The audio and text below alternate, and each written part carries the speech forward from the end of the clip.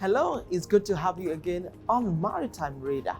Nigeria has enormous potential to advance its multimodal transportation networks across rail, road, maritime aviation, and inland waterways. However, several structural issues such as over-centralization, weak institutions, fragmentation, inadequate infrastructure, and insecurity have severely constrained tapping into these opportunities.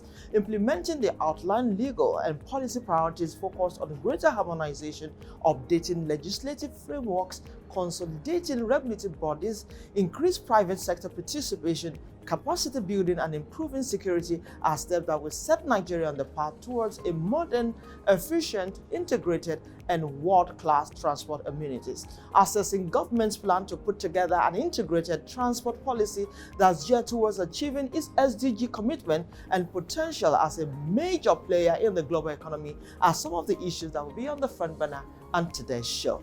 I'm Norma Obiaswalo.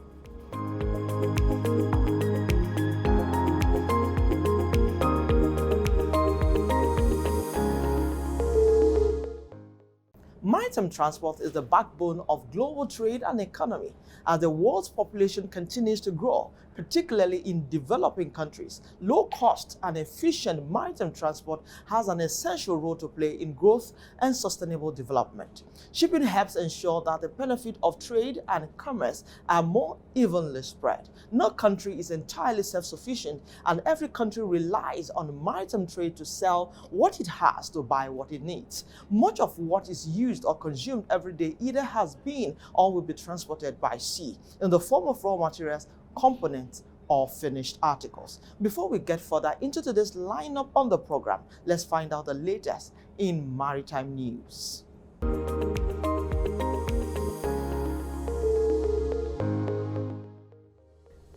The Nigeria Customs Service (NCS), in conjunction with the Nigerian Energy Support Program (NESP), has launched a scheme, the Advanced Ruling, to enhance trade facilitation and create transparent business environment. Comptroller General of Customs Bashir Adeniyi said the scheme is a critical mechanism that will allow traders to obtain binding decisions from customs administrations on the classification, origin, and valuation of goods before importation. The customs boss added that according to the World Customs Organization and the World Trade Organization, advanced ruling enhances predictability and transparency in customs procedures, streamlining trade processes and minimizing delays, uncertainties, and costs associated with customs clearance. The Philippines has accused China's Coast Guard of harassment and damaging two of its boats in a disputed area of the South China Sea, rejecting Beijing's position that it had expelled those vessels from the hotly contested area. The Philippines Task Force on South China Sea said a Coast Guard ship and a fisheries vessel were damaged by water cannons used by Chinese Coast Guard ships as the vessels headed to Scarborough Shoal, a prime fishing patch close to major shipping lanes used by many countries.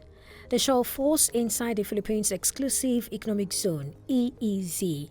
The task force added that the fisheries vessel was rammed 3 times by both the Chinese Coast Guard and maritime vessels.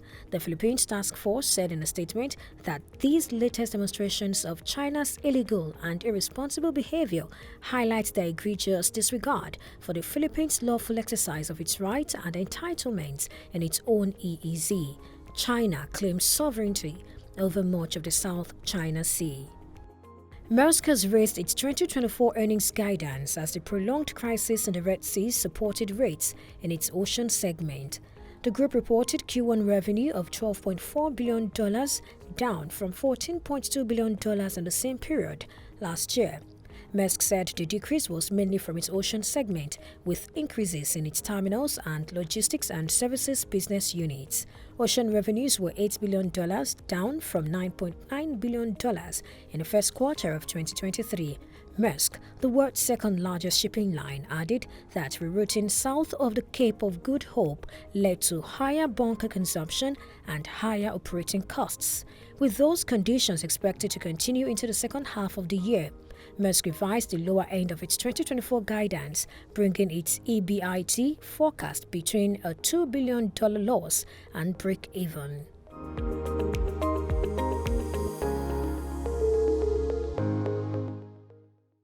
Welcome back if you're just joining us. This is Maritime Radar.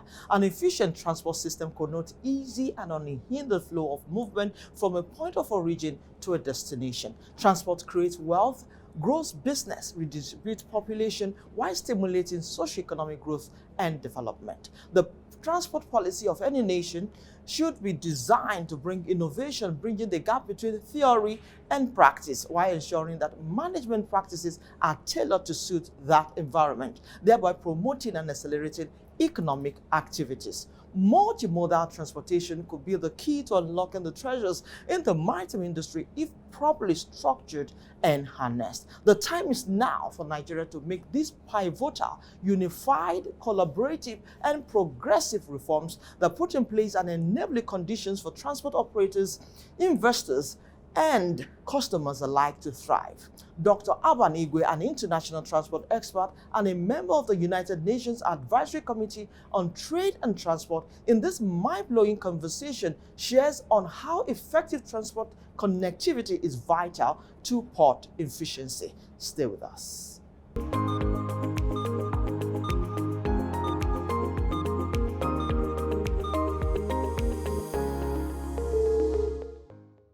So it's good to have you on the show. Thank you. Let's start this conversation having a background understanding of the difference between intermodal and multimodal transport system, and which of them, both of them or either of them, will help port efficiency in Nigeria. Thank you very much.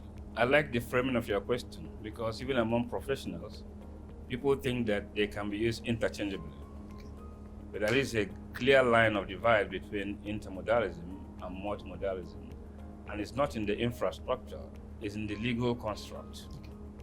Now, the two of them use the same infrastructure, but the way you operate on them makes it either multimodal or intermodal. For intermodal, you can move from one mode of transport, say road, to rail or to sea, using different contracts, probably different service providers.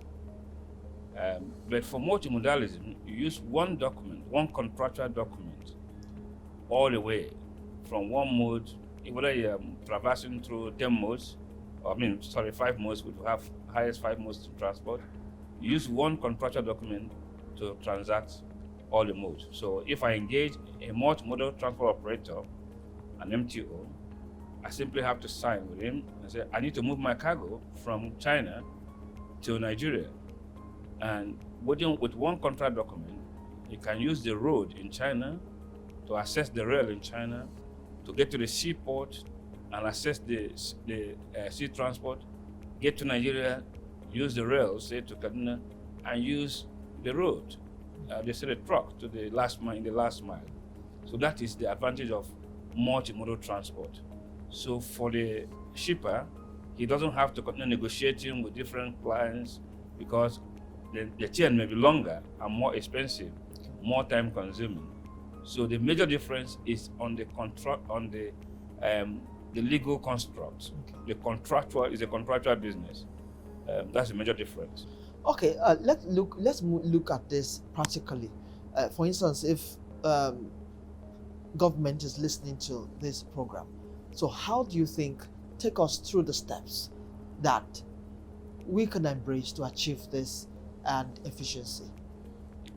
Thank you very much. At the moment, unfortunately and sadly, Nigerian government has not yet got a document we can refer to as transport policy. That's nationally. Okay, so we expect that Nigeria should expedite action on getting one document that we can refer to as Nigeria's transport document. And then within the transport document, we will have the maritime policies, the air policies, the road policies, and all of that. And then every subsector of the transport sector will have its own theme and agenda, how to optimize the transactions in the transport sector. And then we will be able to identify what do we need to actually optimize the system. I said before, infrastructure is key. But you also note that the most important resource of every entity is a human resource. And it is this human resource that actually make use of the infrastructure optimally. So we should make deliberate attempt to develop capacities of multimodal transport operators, which are essentially logisticians, or if you like, freight forwarders. They are the people who handle the transactions along the entire chain. We should develop them, get them registered, get them licensed, because they are carrying huge assets along the international logistics, transport, supply chain. So we should train them, register them, license them. Okay, you just said here that Nigeria doesn't have an integrated transport policy.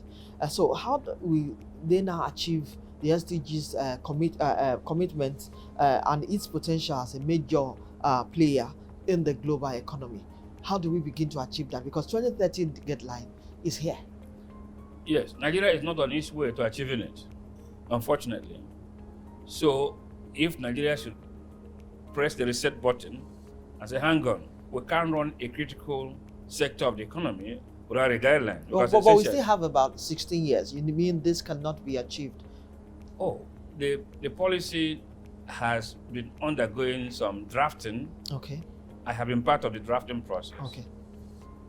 Unfortunately, it has not been approved. Okay. And you know, in policy making, until it's approved, you don't have a policy. Okay. So what you find that you have a draft policy, which cannot be referred as a policy document. Okay. So what Nigeria will do, we can take advantage of all the drafts, assemble a team of experts, okay, and update the documents to make sure it is in conformity with sustainable development goals, and of course the new developments in the system, post-COVID arrangements. Okay. So if we get that done, the government should, as a matter of urgency, approve the document so that the subsectors in the economy will begin to play their roles. Okay. We can give ourselves a marching order. It will not, if you gather experts, for instance, give them 3 months mandate to get this thing out of the way. Okay. I don't think it will be too much. 3 months, good number of experts can work on the document, update it, put it back on the space, and government can sign it. Okay, maybe we will begin by understanding the potential of Nigeria's transport sector. Maybe that will also spur government to see that whatever money they say they are looking for, maybe find it. You're very correct. I can tell you that transport is key to development. In fact, transport metrics is part of the indications of how developed or how developing a country is, and also how dying and decaying a country is. I can tell you that if you want your country to move, transport is the legs. Transport is the wings. If you want your country to die, just destroy transport. Nothing moves. The lawyer will not go to court. The market woman will not go to the market. The educationist will not go to school. Nothing moves. You have grinded the system. So that is how critical transport is to any economy.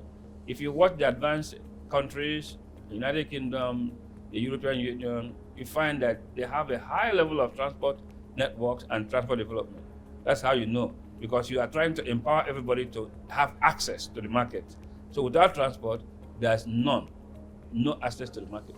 Okay, let us look at the city where we are taking this conversation from, which is Lagos State in Nigeria.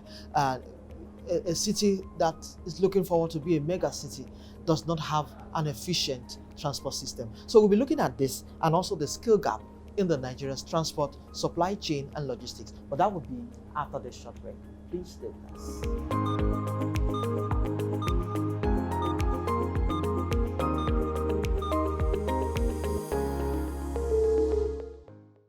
Africa needs its own storytellers, people who understand the continent because they're from it. People who know that news is more than just a conversation starter, it's our stories. Because these stories run deeper than headlines and segments.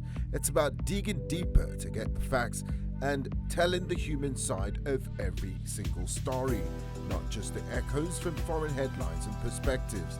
It's time to take back our narratives and share them in our voices. The birth of Africa's New Age reporting, and this is where it begins, right here at News Central TV stories that put Africa first.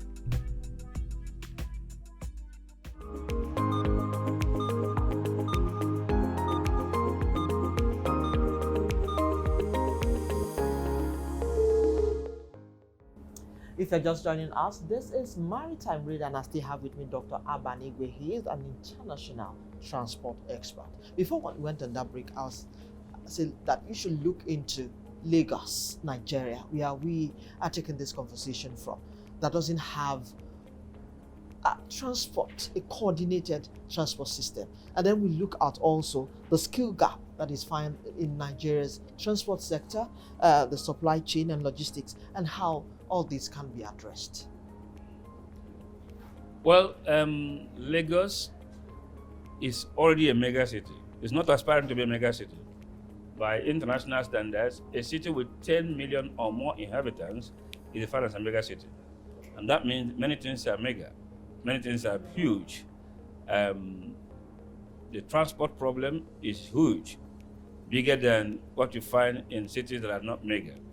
Pollution is huge. Congestion is huge. Whatever. All the problems that you find in ordinary cities are magnified in mega cities. And Lagos is still growing. Okay, talk about skill gaps. I can tell you they obviously exist. Within the sector of transport, you find different specialist skills. For example, you have transport policy specialists, those who can craft policy. Okay. Not everybody can craft policy. Okay. Okay, you have transport lawyers, Okay. those who can craft the rules. Okay. Okay, you have transport modelers, those who can model a system. Okay. You have transport planners. Okay. You have transport economists. Okay. So you have, and then when you move down to specific subsectors, you have maritime economists, Okay. maritime lawyers, Okay. marine engineers, naval architects. Now we are in a blue economy. Now the gaps that we need to fill are getting more and more broader, because we are now running a ministry of blue, marine and blue economy. Okay, so we need more specialists. And why should Nigeria be a shipbuilding nation? Even now that we have extended our exclusive economic zone from 200 nautical miles to 350 nautical miles.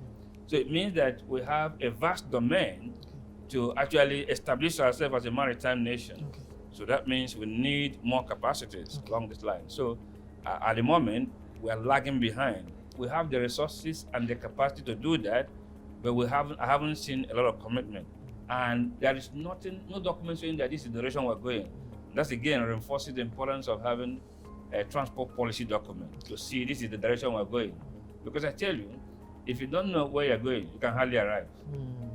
Yeah. Okay, you had mentioned the 5 modes of transportation that we have. So how do we begin to align these various modes of transportation, making them beneficial to trade and supply chain? Okay, let me quickly mention the modes, because they have their characteristics and advantages. Okay. We have the road mode, which is a fundamental, the one that helps us do the route, the end-to-end. Okay. We have the rail, which is a strict, rigid rail, and it doesn't come to my house, but the road can take you to my house and my warehouse. Then we have the water transportation. Luckily, we are a coastal country, so we have access to the Atlantic Ocean and inland waterways. Then we have the airways, which is open to all. And then we have the pipeline, which helps us to transport things on the ground. Unfortunately, a number of these modes are not fully developed, so we're not optimized. There's a pipeline network that takes our oil from the south-south to north-central and to Kaduna airport. So there's also a network that can move things up to Enugu and the rest of them. They are there. We are not utilizing them efficiently. So we need to wake up and ask ourselves, are we trying to patronize truck owners, or shouldn't we make the basis of the pipeline network that we already have? Even when we don't have good roads. Exactly. And then when this number of trucks ply the roads, we are exposed to risk of fire. Carriage of dangerous goods by road. Nigeria is a signatory but we are not compliant. If you meet any of the truck drivers, they will ask them what is a dangerous good. They won't know. And we are a signatory to the Convention on Carriage of Dangerous Goods by Road, Carriage of Dangerous Goods by Sea, Carriage of Dangerous Goods by Air. And many of the operators do not have an idea of, neither do they have training or certification on carriage of dangerous goods. So the compliance issue is there.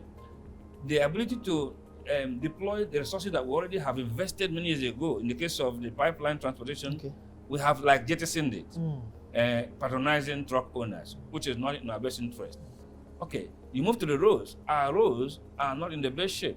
And constructing new roads in the time of harsh economy is not the best. We're struggling. We are in a struggling economy. But we know that transport provides the incentive for development. So we must do our best to fix the roads, regulate what going to be carried by making sure the policies are back on track and get approved so that we know as efficient use of the roads. And then also empower the rail.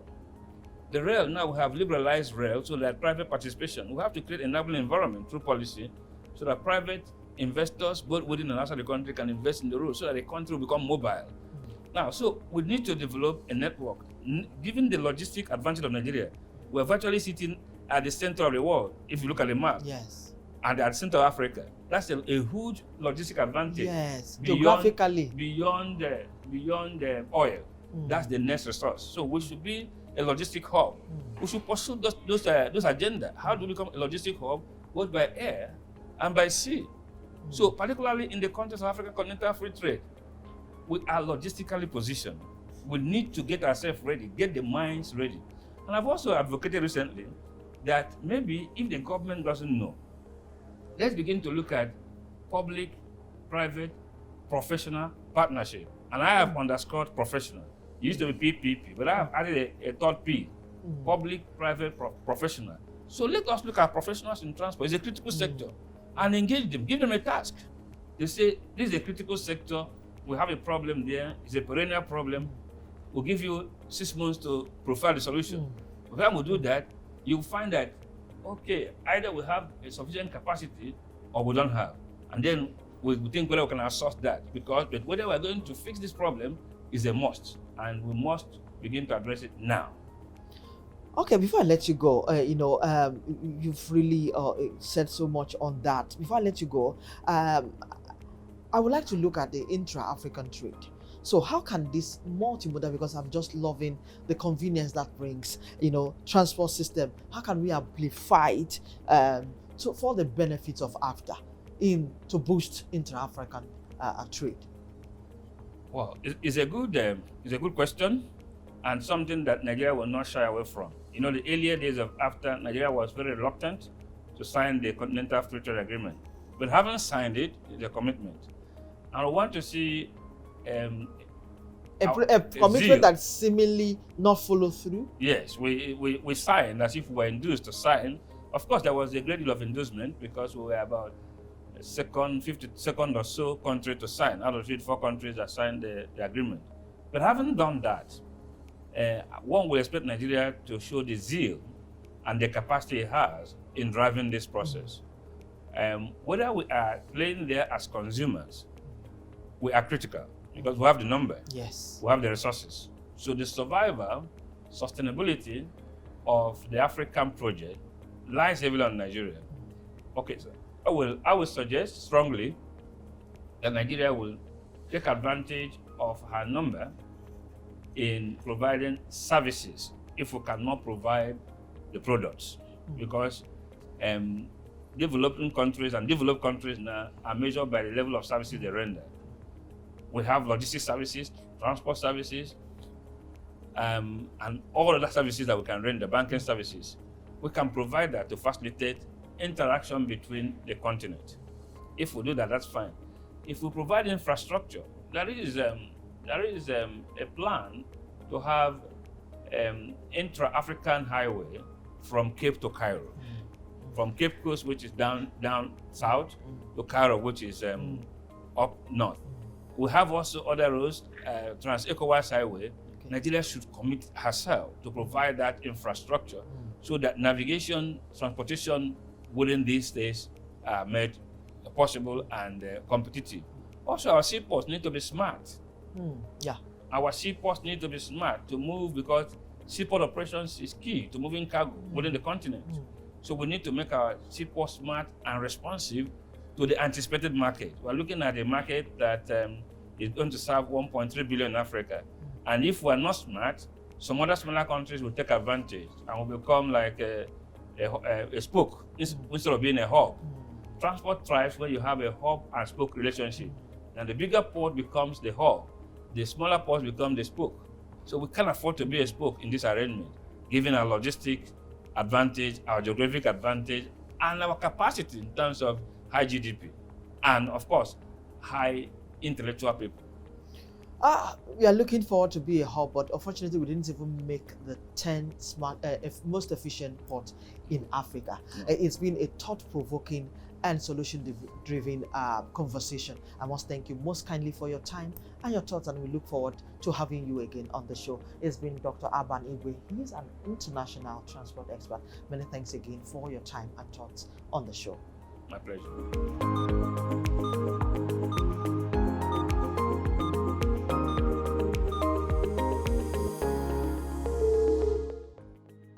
And that's our show this week. I hope that the goal of establishing the urgent need of an effective transport policy and connectivity for port efficiency was impactful. If yes, join us every week on Maritime Radio as we explore potentials that can ensure the development of the maritime sector in Africa. You can also expect the latest in global and local maritime news plus industry insight right here. I'm Norma Obiaswalo. Many thanks for your time, and see you again next week.